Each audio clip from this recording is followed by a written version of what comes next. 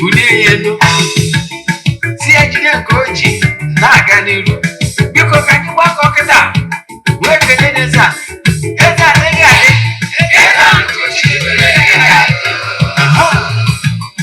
Eze-Ana ugochitubelu nwoke ọma na oraifite ị ga-adị.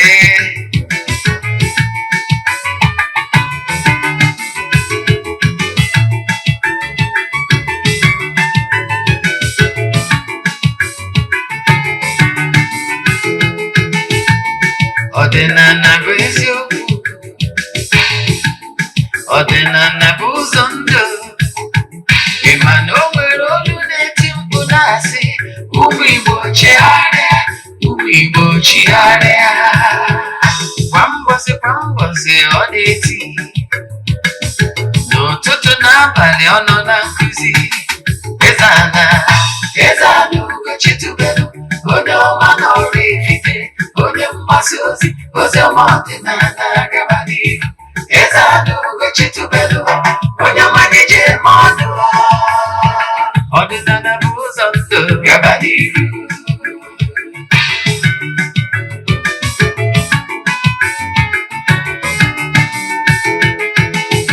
Eze-Ana ugochitubelu, onye ọma na oraifite, onye mgbasa ozi, ozi ọma ọdịnala gaba n'ihu.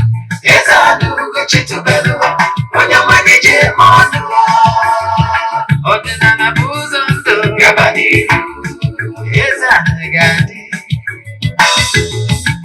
ugochitubelu ga-adị, ugochitubelu temple ọ ya adị. Maka na eziokwu anwa chacha ndị okenye dịga anyị front and back, ndị ochie anyị front and back. Fọdụasị gara aka ghọrọ ụmụ Igbo si anyị rapụ nke anyị na nke feka mma. Buru Baịbụl bịa, akwụkwọ akụkọ wepekwa chọọchị fa, okwulu ụka bịakwa. Mana ugochitubelu ekweghị ekwe. Eze-Ana si n'ọma mme, ọdịnala ama nwụ, ọma nwụ chacha. Oge ọbụla ọ na-eti, ọ nọ na nkụzi. Chukwu abịama gbaa gị ume, ọdịnala ya dị. Ụtụtụ ọma na ụmụ ọdịnala Igbo, anyị abịakwanụ n'oge awa nke eziokwu, oge anyị ji awa eziokwu niile agba, nke ọ bụ mụnwa bụ Ogbuefi Eze-Ana ugochitubelu na-anọ n'isi ya. N'ụbọchị taa n'oge awa nke eziokwu, isiokwu anyị ji wee bịa bụ 4 cardinal points: the power of the sun, the power of the waters, and the power of the air and land. Those 4 cardinal points ọnya ka anyị ji maka bịa n'ụbọchị tata, nke represent the power of the Eke market day in Igbo spirituality, nke pụtakwalụ Orie market day, the waters, nke pụtakwalụ the Afọ market day, the air element, and the land market day, Nkwọ. Ọnya ka anyị bịa. Mana bifo anyị gaba n'iru, maka ndị ọ bụ tata bụ izizi ha na-afụ na soshal midia, afọ mbụ Ogbuefi Eze-Ana ugochitubelu na oraifite. Abụ m onye isi nchụaja na ugochitubelu ọdịnala temple. Anyị na-agba afa miri emi, rụkwazi ọrụ mmụọ dị iche iche. Abụkwazi m onye isi nchụaja na ọdịnala restoration prayer ministry, bụrụkwazi onye mgbasa ozi ọdịnala Igbo. You can call me an ọdịnala evangelist. I will answer. My mission is to help people live better life. Agwana gị isiokwu anyị ji bịa n'ụbọchị taa. Ihe niile ị kwesịrị ịma gbasara ngalaba 4 dị mkpa na ndụ. Yes, ngalaba 4 dị mkpa na ndụ bụ: nke mbụ, ihe gbasara the energizer or the power of the sun. Without sun, nothing will generate. The power of the water. Without water, you know what will happen. Water is life. The air, without the energy of breathing in and out, life ceases. Then the power of the land, Ana, Manana bisi mmụọ, na ada hapụ isi aka wee na-agba ụlọ. Yes, maka na ana ka ị na-akọtibet ihe ọbụla na-eri nri. Ana is the mother earth. Then Aqua going to go here. 4 cardinal points equals to them in life. That 4 cardinal points is very important. Yeah, but he was a money I show why. But before I go on, Echefuna. Na Jai na took 1 September. Na Gani. Sorry, can October. 1 October. Na Gani. Eka Wakadiki Sony. I na Jai na took throughout the month. Yes. Throughout the month. Ndị na-esonye na aja amadụ ka esi eme ya. O nwere ike ọ bụrụ na echi ma nwanne echi ụbọchị nwere ike inwe chance. Maybe o nwere ike iru Sunday. Depends ụbọchị m enwe chance. Ka vidio ofu n'ụbọchị a na-achụnya m aja. Sunday kwado ndị niile sonye na aja nke ọnwa October. Yọtara ya. Anyị ebido send ala ha. Yes. Ọ bụrụzie na n'iso na aja ị ga-enweta ya. Then nwetakwazị ya ọzọ ụbọchị a ga-emechi ya. Ka esi eme aja bụ ihe afọwọdụ ya 3 prayer request. 3 prayer request ya bụ ihe anyị ga-edebe n'ọlta na-achụ aja na-agụ ọfọ na-ekwubi okwu n'isi gị. Ị nwere ike isonye na aja ebe ọ bụla ị nọ na nsọtụ ụwa dum. Distance is not a barrier. Ihe ị ga-eme ifọwọdụ ya 3 prayer request gị. Ime donation token to the account number. Ịchatị m na WhatsApp agwazie gị other details I need for you in order to book you. Ji esigoro na abụnye ọtụtụ ndị mmadụ ego. Anyị anaghị show testimony na social media maka ọ dịrọ necessary. But I can tell you na ike dị na aja a na-achụ gị. Anyị mesịa ya ụbọchị anyị ga-emechi ya. Anyị gaa na mmiri je chụọ aja n'afọ mmadụ niile sonye na nyabacha. Ekwazie chụọ aja na temple to 8 days of hours. Wee bụ emesara ka n'isi mmadụ niile. I can tell you ụgwọ ndị ọnọdụ ha dị ala mana ha enwere ike ịrụ ọrụ mmụọ n'ụzọ ha mana ha na-esonye na aja ọnwa ọbụla. Yes. So you will issue an aja. Each issue an aja, he gave me chat him the WhatsApp number 0813 8243 871. I repeat 0813 8243 871. I want to send the message in the number. Mobile. Man, I want to make pick here. My PA will pick it. Drop a message on him when you drop. Yes. Ka anyị gaba n'ihu n'ihe ndị ọzọ dị mkpa. Ọ bụrụ na ị na-awọchị site n'eziokwu TV mana ị chọrọ ịnụkwa nkụzi ọzọ ma ọ bụ nkụzi ndị ọzọ anyị na-akụzi kwa ụbọchị ọbụla n'ọdịnala Igbo, visit my YouTube channel Ogbuefi Eze-Ana ugochitubelu na oraifite. Anyị nwere over 1000 lectures nkụzi niile anyị na-akụzi ụbọchị ọbụla. Nke a bụ ofu. Nke abụọ, ọ bụrụ na ị na-awọchị anyị site n'eziokwu TV na o nwere Nollywood movie ọbụla ịwọchị na channel a bụ English movie ị chọrọ ịwọchị, jee na my ugochitubelu movie productions ịwọchị ya. Ọ bụrụ na Igbo movie ka ịwọchị na channel ị chọrọ ịwọchị ọzọ ma ọ bụ na ị chọrọ ishare ya mmadụ, jee na eziokwu TV Nollywood movies ịwọchị ya. Then ka anyị gabazie n'iru na nkụzi anyị ji bịa n'ụbọchị taa. Abịa nka nkọwalụ gị ihe ị kwesịrị ịma na-agwa ndị mmadụ gbasara eziokwu TV na-eshi our videos ebe ọ bụla isi awọchị ya. Ọnya bụ ihe ọmụ ihe emere mmadụ ibe gị. Ka nkọwalụ gị o nwere ya na-akpọ 4 cardinal points Chukwu okike ji wee lay foundation of this gross material existence. N'ụwa anyị nọ n'ime o nwere ụzọ pili nọ Chukwu okike ji wee kwụwa ụwa. Pili na Chukwu okike ji wee kwụwa ụwa dị very important. Pili na-abụ nke mbụ gụnyelu the power of the sun. Yes, power of the sun, one of the pillars. Maka na anyanwụ, ike ọnwa, kpakpando, can now the power of the sun. They illuminate and energize the entire creation. Ọnya kpatara na ọ bụgoro na n'efuru ebe a kọrọ ihe without ọwụ na anyanwụ, ike anyanwụ acharịa wee energize ya, because ike anyanwụ represents the power of the Most High, the creator of the whole universe. Ọnya kpatara enwere ike ọ bụrụ na ị marọ, ọnya kpatara the world temples and the temples enwere they face it, ha na-arụ ya ka o face east. all world temple face east. All world temple they face east. Mana o nwere ike ịmarọ maka na ebe anyanwụ si abịa. Ndị ọbụla nke ha face east na-eje eme na side altar.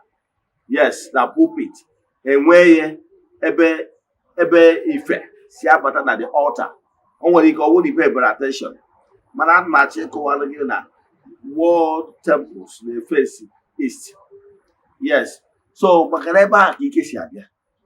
Onye akpatakwa na ụmụnna anyị ndị na-okpukpere dị iche iche na-ebuild their temple towards facing the sun.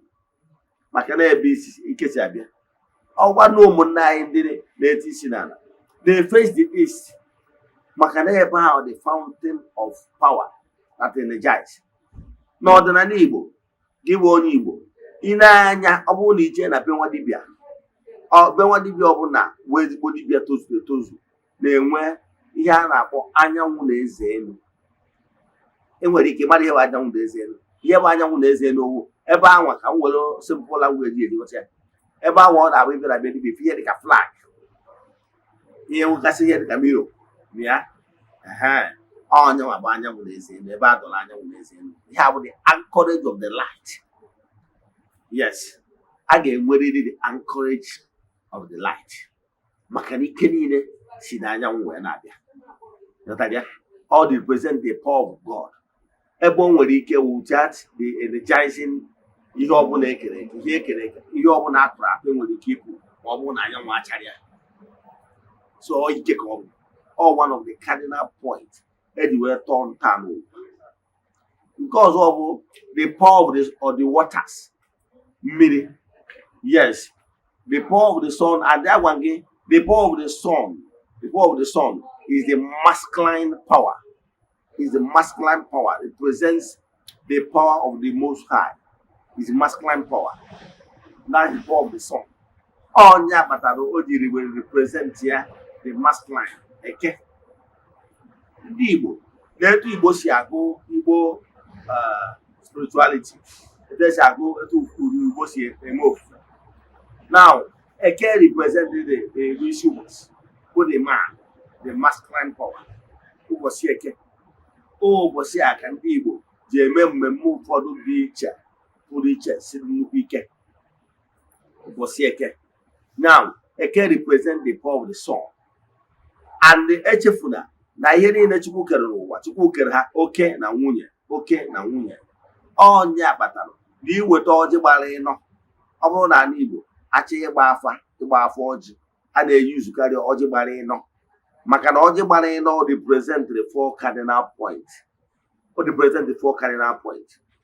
Afịa na anụ ụbọchị na anọ. So a na-eji ọjị gbara ịnọ agba afa. And ọjị gbara ịnọ, ọjị ọbụla ịfụ gbara ịnọ, quote me anywhere, contain two feminine and two masculine. That is it. Ọ na-agba oke na abụ, nwunye na abụ. Yes, etu ọjị si agba. Etu ọjị si agba awụ ofu oke ofu nwunye ga-anọ n'ofu ibe. Ofu oke ofu nwunye ga-anọ n'ofu ebe. Maka na Chineke okike kere ihe niile nọ n'ụwa, oke na nwunye. Now, etu o si wee mie na the power of the sun bụ oke. The power of the waters is feminine elements. Like the sun contain the masculine elements. Yes, the fire elements. While the sun, the waters, contain the feminine elements of the waters. Yes, may the calm. And the anyanwụ na mmiri na-alụkọ ọrụ ọnụ. Ha na-alụkọ ọrụ because they are one. Yes, ha dị compatible like male and female. Etu nwoke na nwaanyị siri compatible in nature. Onye abatara na onwe ha n'ebe ọbụla adọla anyanwụ na eze elu, adọga na anyanwụ na elu eze n'ebe e tiri flag, ị na-afụ bebe dibịa. Ị na-anya n'ukwu na ebe ahụ adọla anyanwụ na eze elu, ị ga-afụ ihe dịka pot. Ọkụ. Mmadụ nwere ike itinye ọkụ ma ọ tikwa pot. Ị afụ na ị ga-afụ mmiri na ya. Yes, ihe dibịa bụ the anchorage of anyanwụ na eze elu. Now, ihe ọ ga-eme bụ the power of the sun bịa ọ na a peak water in the form of evaporation. You know that, yeah? pick water, draw the water from that pot up. So they work, they exchange power. The sun and the waters exchange power. All nya but I did when you keep one. After some time, for a million and less. Yes, your jealous the power of evaporation. The mio jealous. Yes. So anyanwụ na mmiri na-arụkọ ọrụ dịka oke na nwunye. So the sun, the fire element representing the Eke market day. Why the Ori market day represents the feminine, represent the feminine elements, the water sprites, the mermaids. Yes, all you represent. They work in hand. Then a barata to the next one go Afro market day. Afro market day is masculine. Afro market day is masculine, representing Afro market day in Igbo spirituality, representing the air, representing the air. Ikedenu, because without the power of the air, not everything ceases. Because for we human beings to be alive, we need to inhale, breathe in the oxygen that the air carries. Because the oxygen is found in air. So the power of the air is like the life giver. So the power of the air is masculine. Now when you breathe in oxygen and give out carbon dioxide. By giving out the carbon dioxide, all the plants will take that carbon dioxide and breathe out oxygen. But the air element circulates it. The air elements are salamanders, etc. The air element, they are masculine. Then after that air element, who masculine, who depends there after. A padata to land element. Land element is feminine. Land element is left because land and the bisimu. Yes, nenu odana. Yes, nenu ebendi ekukuno odana.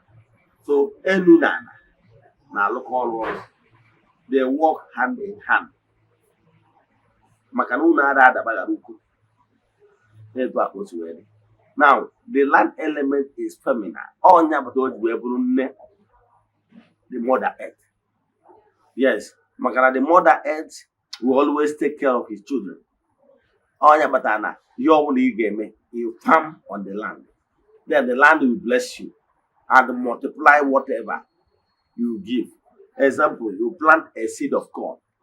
That seed of corn will germinate, then and yield a multiple fold to give you back.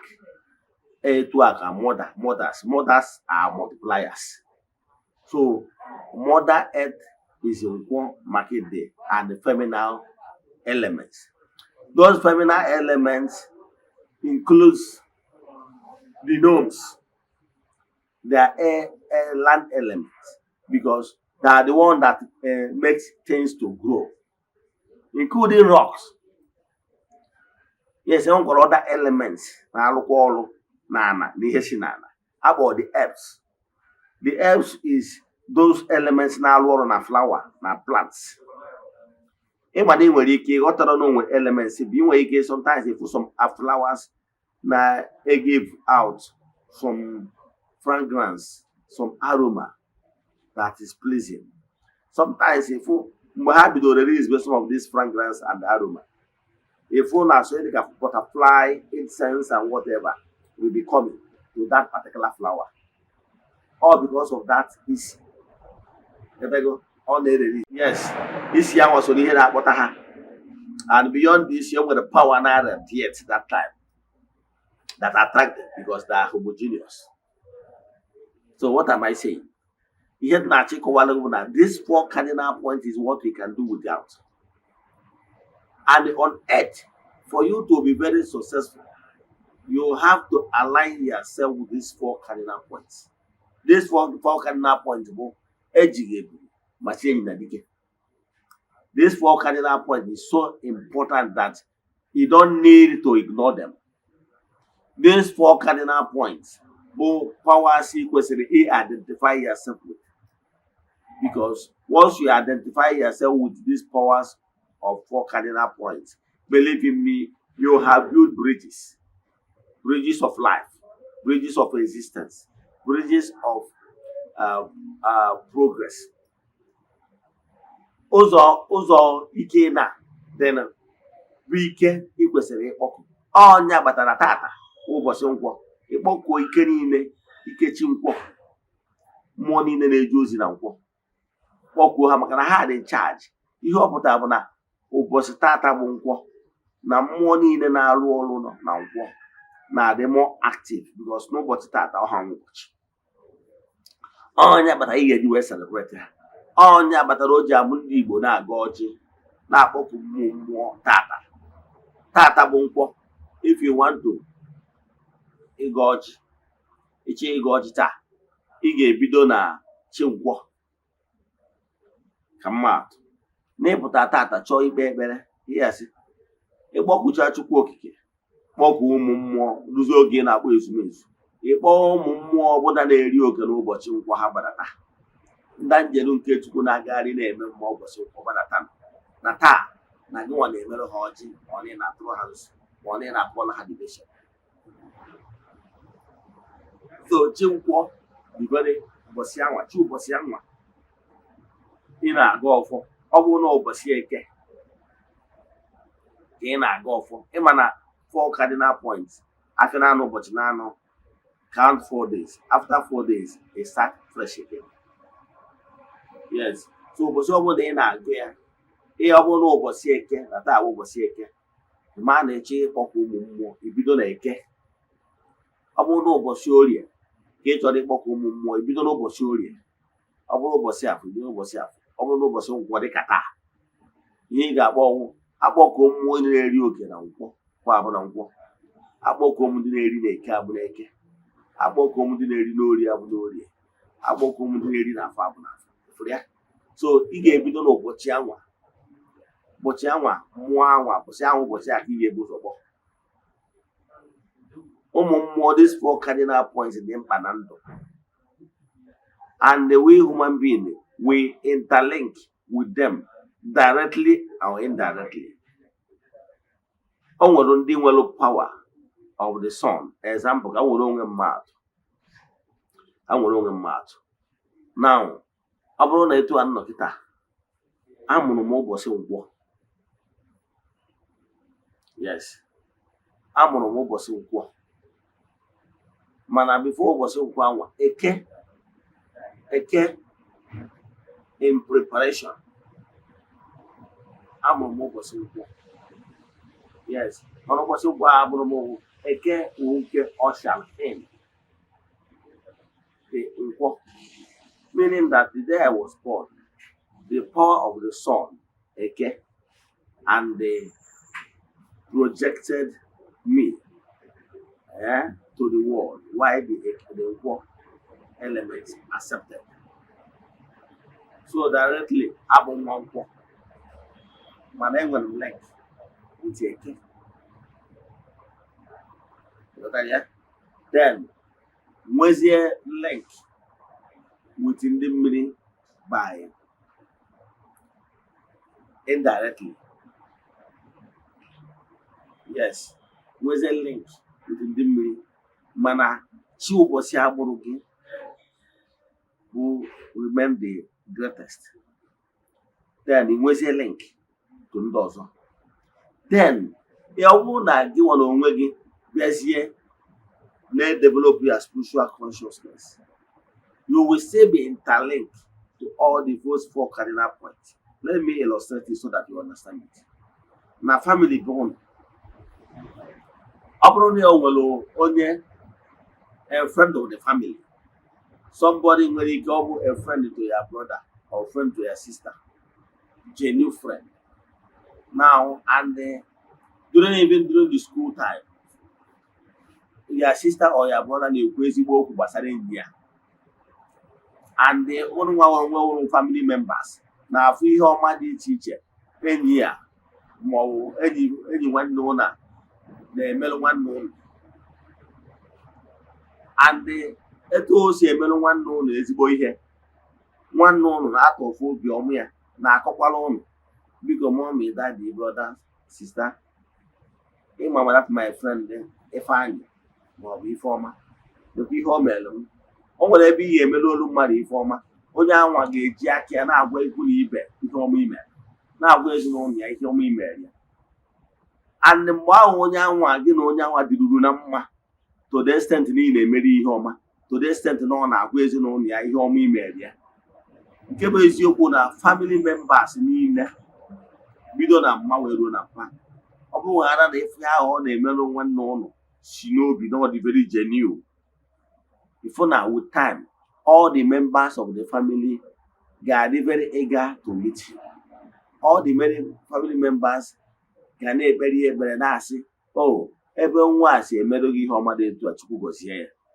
Ha ga they will be longing to meet, and then whenever they have anything in common to meet this particular person, they help genuinely. The family members, all of them will embrace the person. Maka ihe na ọ dị ịfụnanya ọ na-egosi na ofu onye n'ezinụlọ, maka na ofu aka lụta mmanụ ozu ọrụ ọnụ. So build your personal relation PR with your cardinal point. That is it. Ụbọchị ọ amụrụ gị, ibido dịba close, aligning yourself with chi ụbọchị amụrụ gị. I can tell you gradually, other cardinal point na afịa ndị ọzọ, all the elements na-eje ozi na afịa ndị ọzọ ga-ebido fall in love with you, bido na-emere gị ihe, ịkpọkuo ha aza gị. Like mụnwa personally, o nwere mgbe m na-anọkịta kpọọ salamanders dinye ha ozi n'ikuku. Yes, ịfụzie na ị nwere ike ịkpọku ndị ike ọbụla ziere ha ozi, yọọ ha biko ha mere gị ihe a, n'aha Chukwu okike nke pụrụ ime ihe ha ejere ha ozi ahụ. Yes, all because na iburugo ụzọ build personal relation. In fact, ụmụ mmụọ afụgo gị n'anya, maka na mgbe ọbụla ị na-echukwa mmụọ gị na-esobi ụwa, ọ ga na-agwakwa ụmụ mmụọ ndị ọzọ, oh, this is my son, this is my daughter, whom I'm well pleased. Na ọ bụ ezigbo nwa. Ihe a testify na ọ na-etestify n'ịbụ ezigbo nwa ga-eme ụmụ mmụọ ndị ọzọ a na-enwe aṅụrị n'isi gị, and ha nwa na onwe gị dịkwuredi ịda agọzi gị, and ha dịkwuredi ikwudoro gị, ha dịkwuredi inyere gị aka n'oge ọbụla. Dọtara ihe dị na ya. So the thing dị na ya bụ nwa ọbụla amụrụ n'Eke, amụrụ n'Orie, amụrụ n'Afọ, amụrụ na Nkwọ, kwụsị ọnwụ na amụrụ gị, align all with supernatural forces so gị, ihe align all with mmụọ so gị, then gị na mmụọ a dị na mma, mmụọ a gị na ya dị na mma ga-alị nkezi gị to other remaining cardinal points. So mana bidogolo, ọ bụrụ na ị nwere ike ịda aga ọfọ everyday as a bishop, bidogolo n'ụbọchị ahụ amụrụ gị. Ọ bụrụ na skip ndị ọzọ, ụbọchị ahụ amụrụ gị skip ya, ị na-eme etu anwa, mmụọ anwa ụbọchị Nkwọ anwa amụrụ gị ma ụbọchị Eke amụrụ ga-akwụdoro gị, and ọ kwụdoro gị, gị na ya dị na mma, ụfọdụ ọ ga-alị nke gị with the other spiritual forces. And mgbe ọbụla ị na-enwe na-akpọkwụkwa ike afịara anụ ụbọchị anụ, maka na ike dị, ọ ha ga-eburu gị agha niile soro eso, agha ọbụla si na projected from the air, fire and sun. Inwelu ụmụ mmụọ gị na ha dị na mma. Ọ bụrụ na project ya nọ ike ikuku na-esendịrị esendị, mmụọ ndị ikuku agbalụ gị ọgụ maka na gị na ha dị na mma. Ọ bụgoro na ihe ọbụla mmadụ project through the waters, mmụọ ndị mmiri agbalụ gị ọgụ maka na gị na ha dị na mma. Ọ bụkwa nnọọ ihe mmadụ ji enyere gị enye ma ọ ghasara poison, it will never go because na gị na mmụọ ndị ana gị na ha dị na mma. So gịnị ka m na-ekwu maka ya? Learn how to build bridges with these 4 cardinal points. By bidogoro n'ụbọchị ọmụmụ gị duo then sizie n'aka ya na-emetụ ya mmụọ ọfụma na-ayọzi ụmụ mmụọ ndị ọzọ so na other cardinal points na-akpọkụ afọ naanị ụbọchị naanọ. Gradually you will be at peace with them. You can as well kpọkuo ha. Ọnya kpatara ndị wee gbuo egwu ngoro gbasalụ enu megide ana megide, ike anyanwụ ya megide, ike ndị mmiri ha megide, ike ndị ikuku ha megide, n'ike ala aja. Maka na ike na once you are at peace with these 4 cardinal points, the sky is your starting point. You go places, and I can tell you, Geriba Nemada. Makana, all these 4 cardinal points will be pillar.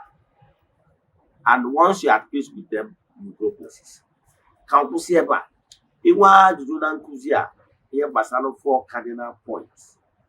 Iwa Junia, send the alum message. Mobile talk about family, send the alum message in the WhatsApp.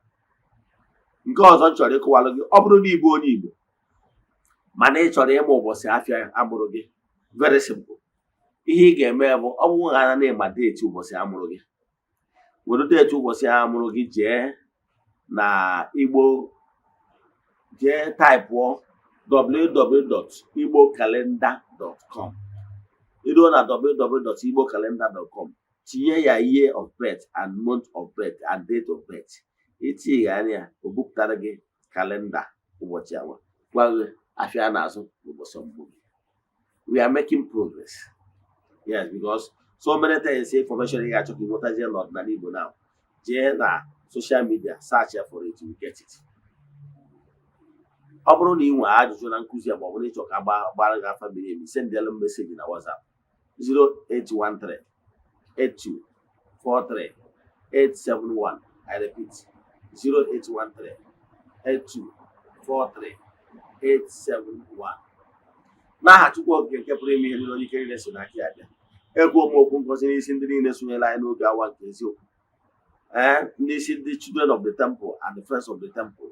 Ịrakwazi n'isi ndị niile sonyela anyị na aja ọnwa Ọktoba. A sị na ọmaka ga-emere unu. N'aha Chukwu Okike nke pụrụ ime ihe niile. Okwu ọjọọ ọbụla ma ọ bụ ije ọjọọ ọbụla nwoke ma ọ bụ nwaanyị jere iji megide unu. A sị m na ọma dị na tile n'aha Chukwu Okike nke pụrụ ime ihe niile.